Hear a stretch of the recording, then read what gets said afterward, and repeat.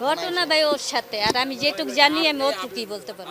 আবাসিক হোটেলে বান্ধবীর সংঘবদ্ধ ধর্ষণ হওয়ার অভিযোগ করছেন এই নারী। তার অভিযোগ 10 থেকে 12 জনের একটি দল কৌশলে আবাসিক হোটেলে নিয়ে ধর্ষণ করে তার বান্ধবীকে।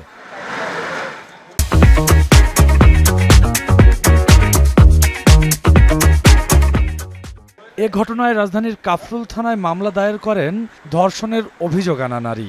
সঙ্গে ছিলেন তার বান্ধবীও। ও মানে বাসার থেকে বেরিয়েছে বলে 4টার দিকে, ওরা জুরাইন থেকে হেরা 3 জন নিয়েছে, শেওড়াপাড়া গোল্ডেন মনে হোটেলটার নাম। আমাদের বলছে 10-15 জনের বেশি হতে পারে, মানে কতক্ষণ বাদে বাদে লোকজন আসতে, ওর সাথে অনেক খারাপ হয়েছে। এ ঘটনায় মধ্যরাতেই শেওড়াপাড়ার আবাসিক হোটেলটিতে অভিযান চালায় পুলিশ। ছাদের একটি কক্ষের তালা ভেঙে আটক করা হয় হোটেলটির এক কর্মীকে। ভবন মালিকের কক্ষ থেকে জব্দ করা হয় বিদেশি মদ ও ফেন্সিডিলের বোতল। কি করতো যে এখানে তো মদের বোতল পাওয়া গেছে? আর খাইতো মাঝে মাঝে খাইতো, আমি তো 5 তলার মধ্যে চলে গেল। 5 তলায় বিল্লাল আর সাগরকে এগুলো হোটেলের দালাল।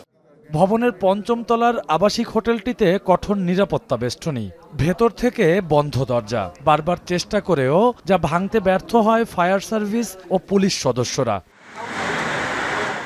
ভবনটির 4 তলায় রয়েছে একটি জিম, যেখানে পাওয়া যায় জিমের মালিক মোহাম্মদ শাহজাহানকে। তিনি জানান, হোটেলটিতে অবাধে চলে অবৈধ ও অসামাজিক কার্যকলাপ। ওইখানে যে মেয়েরা আসে, তারপর ছেলেরা আসে। হ্যাঁ, কালকে রাতে কি হয়েছে? কালকে পুলিশ এসেছিল। এসব বিষয়ে প্রশ্ন করলেও মুখ খুলতে নারাজ ঢাকা মহানগর পুলিশের মিরপুর জোনের সহকারী পুলিশ কমিশনার। যেটা বলার আছে ওটা তো আমরা বলে দিচ্ছি না আপনার। এটা তো আমরা অভিযানের সময় আসছে ভাই, এটা তো আনুষ্ঠানিক অভিযান তো চলমান রে ভাই, এর মধ্যে চলমান আছে। গতকালের একটি প্রশ্ন পেয়েছি। এদিকে সংঘবদ্ধ ধর্ষণের অভিযোগ আনা ওই নারী চান নির্যাতনকারীদের কঠোর শাস্তি।